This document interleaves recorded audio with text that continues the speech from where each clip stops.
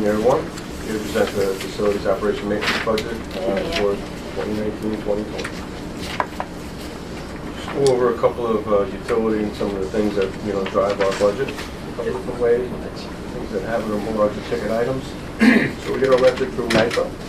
Overall cost is anticipated to increase along with our solar power purchase agreement, and natural gas is approximately 2.1% in the coming year. We expend about $202,000 to date on electric through NYPA. Utility budget for 2019-20 is about $563, and it's broken down $120 for solar, $363 for NYPA, and $80 for Con Edison, which is generally gas. We are pursuing additional cost-saving measures for electrical consumption. We've always tried to do things around here. Went through the solar plan. We changed with the energy performance contract we did several years back on T12 and T8s. We're looking at some future lighting, LED retrofits, and also maybe going throughout the whole district and changing the whole district over to LEDs as well. We have a meeting coming up with myself and Enrique over the next couple of weeks with the supplier out there, and it would work kind of like an energy performance contract where the savings would offset the cost to purchase the bulbs. And they fund the project, they finance it, and then we pay them back out through the savings. It's just like an energy performance contract. Some of the solar data for the 5 buildings we're producing solar at the 5, the high school, Frank Lindsay, Blue Mountain, DV, and Furnace Woods. The company comes out, they service the solar panels on their own. They have ways of seeing how the panels are performing, how they're doing, if anything's wrong with them, if there's something wrong with the inverter. They get a message back on their end because it's all computerized. They send a team out here, they address it, they fix those things right away to get us right back up to peak performance again. Because the more power they produce, the more power we buy. So it only behooves them to have the system running at full efficiency. Solar accounts for about 40% of the district needs.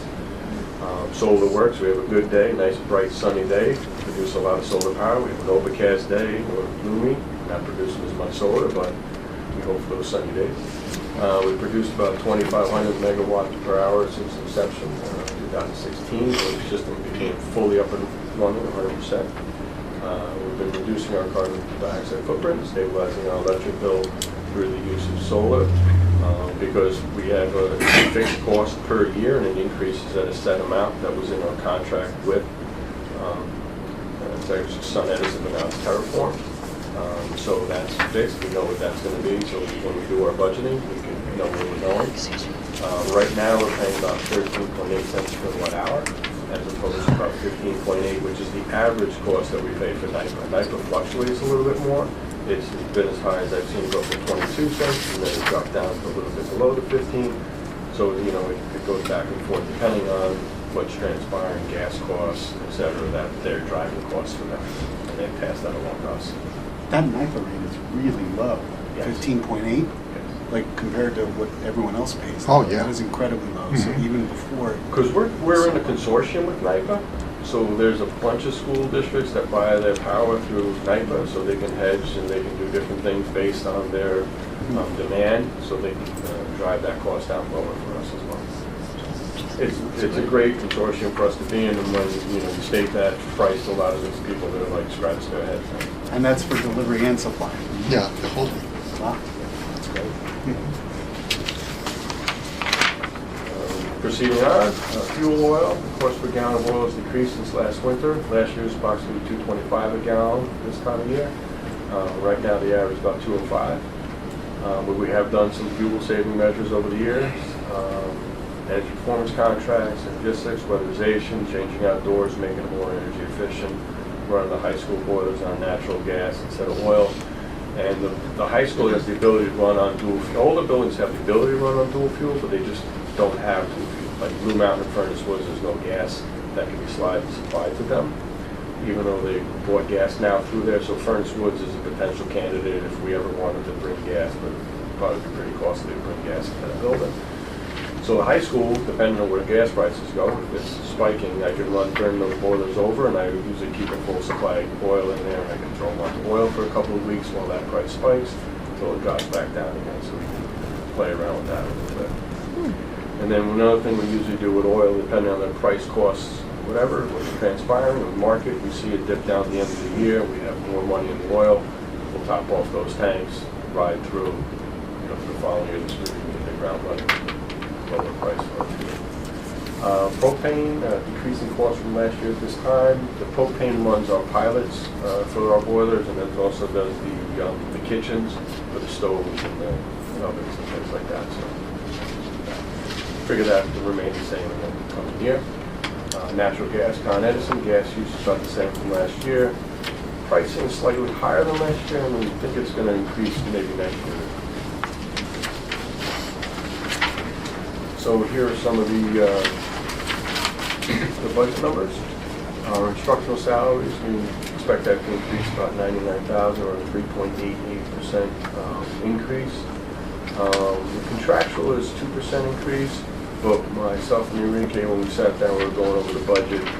We threw a little bit more money in there for overtime costs because we have been seeing some additional costs that we've been outlaying over the years. So we're just trying to match that better up with our budget. See how that goes. Equipment, we're keeping 2%, which is about $1,600 increase. Contractual service should remain the same. Insurance is a slight increase of $7,200. Maintenance contracts, keeping that the same. Professional services, we anticipate that to jump up because we have our 5-year building condition survey, which every 5 years we have to do it. So we're in line to do that in 1920. So we're figuring about the last time we paid about $70,000, so about $75,000. So that, and that's aidable 100% of our building or aid ratio. And I just want to touch the importance of that plan. It's a 5-year plan. The state mandates that we have on file. It has to be done by a third-party architectural and engineering firm. And that plan, and only that plan, can become the basis for any future capital projects. So a year ago, while we were putting together the final touches on our bond that got approved, we were educating everyone that the only areas of the school facilities we could touch were ones that were identified in need through the BCS, Building Condition Survey. So the most recent one we had done was in 2015-16.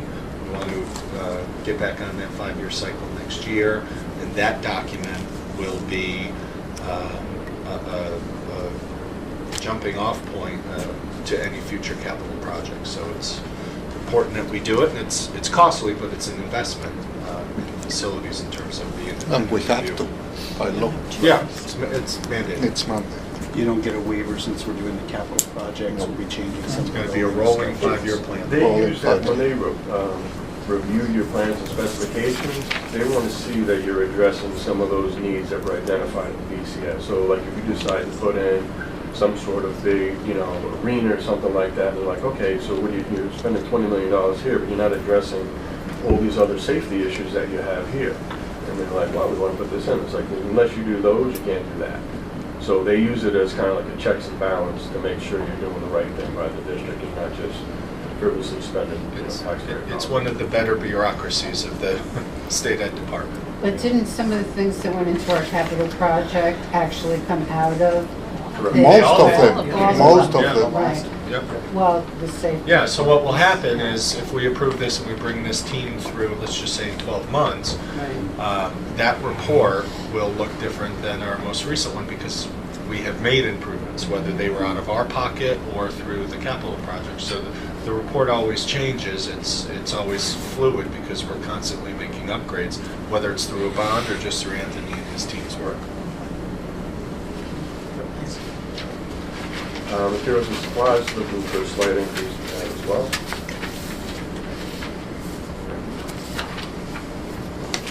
Oil, small increase, 1.2.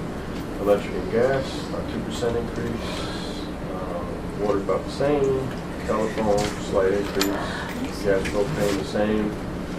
Maintenance projects, because we're going to be doing the capital bond, we're just flatlining that for now. Hopefully we'll take care of a lot of that out of the capital project and then we'll look at it, reassess it, do that in the future. Overall, $206,000 increase or 4.69% increase. But you have to remember that out of that $206,000, $75,000 of it is from Yeah, so if you take that back out of it, I think the number is more like a 3% increase overall.